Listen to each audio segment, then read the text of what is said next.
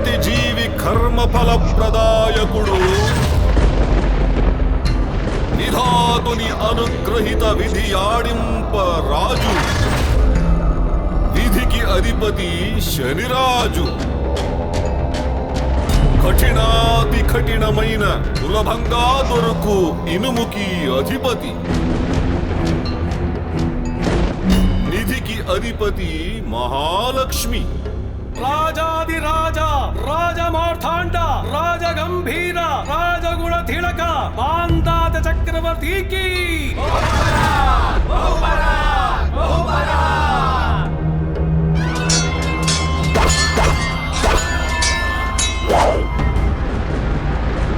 రాక్షసుల అట్టహాసం తారకకెక్కింది. ధర్మాన్ని పతనం చేయుతున్నారు. భూలోకంలో ధర్మం నశించిపోతుంది. మీ గమనానికి రాలేదా? ఇందుకు పరిహారం చేయగల సామర్థ్యమున్నది సూర్యపుత్రుడు వల్ల మాత్రమే అనిపిస్తుంది. నారాయణ నారాయణ. విధి మర్మవన్నరియక జీవులకు మోక్షమెలా సాధ్యం? శ్రేష్ఠులెవరు అను విచారంలో విధి నిధియల నడుమ అంతంగా మారింది. దుష్టుల శిక్ష శిష్ట రక్షణానికి నీ వలనే సాధ్యం అమ్మా. ఈ నిధి వల్ల కాక వేరెవరింకా మహాకార్యం సాధ్యం బానుసుత? సిరి సంపదల మోహం వల్ల అధర్మాన్ని సమకూర్చుకొని లోకమే తత్తరిల్లింది తల్లి. శనిదేవా, నీ కృపా కటాక్షల వలనం దారిద్ర్యం, ఆకలి, మనోవ్యథలు పోయి ఆయు యశో వృద్ధి అవుతున్నది. మరిచితివా?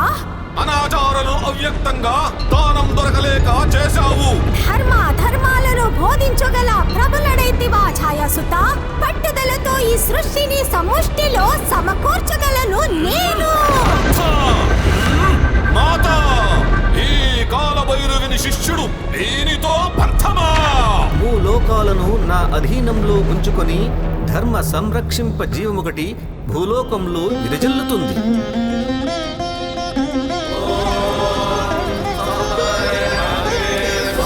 యజ్ఞాఫలం సగభాగం ఇప్పుడు పొలిసింది. మీ హయామంలో మేము సేవలర్పించుట మా సుకృతం.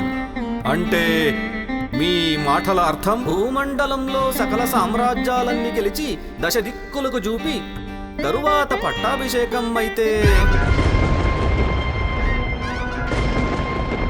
ధర్మవీరులకు హాని కలిగించు ధర్మాంధులకు తగిన శాస్తి కావలయును. శపథం చేసేద్దాం. జై విజయీ భవ.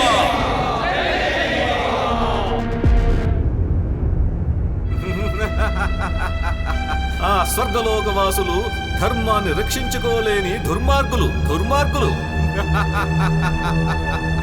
విధి నిధుల పంథ నిర్ణయించు తానము సిద్ధంగా ఉన్నది. జగత్తులో నిధి శ్రేష్టమో కర్మ శ్రేష్టమో? ఏ ఒక క్రూరతనము కఠోరంగా పీడించినా పుటం పెట్టిన బంగారంలా మెరుపు రాగల అవకాశం నీది. కాని ఐశ్వర్యమధం ఆరోగ్యమదం సిద్ధమౌ మధాంద మహాయాగానికి ధర్మయాగానికి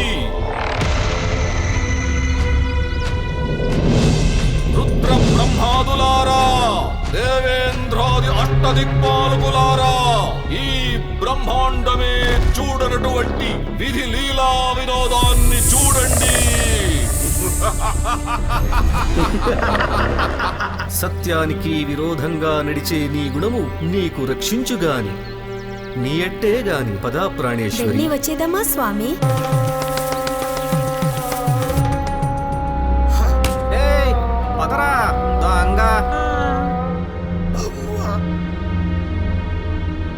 ఇతడు దొంగగా తేలిన తరువాత ఇతని ఒక చెయ్యి ఒక కాళ్ళు నరకండి. అలాగే మహాప్రభు. విధిరాతలాగే జీవించి నడుచుకోవాలనేది సర్వకాలంలో జరిగే తీరాలి. అపరాధము నేనెరుగను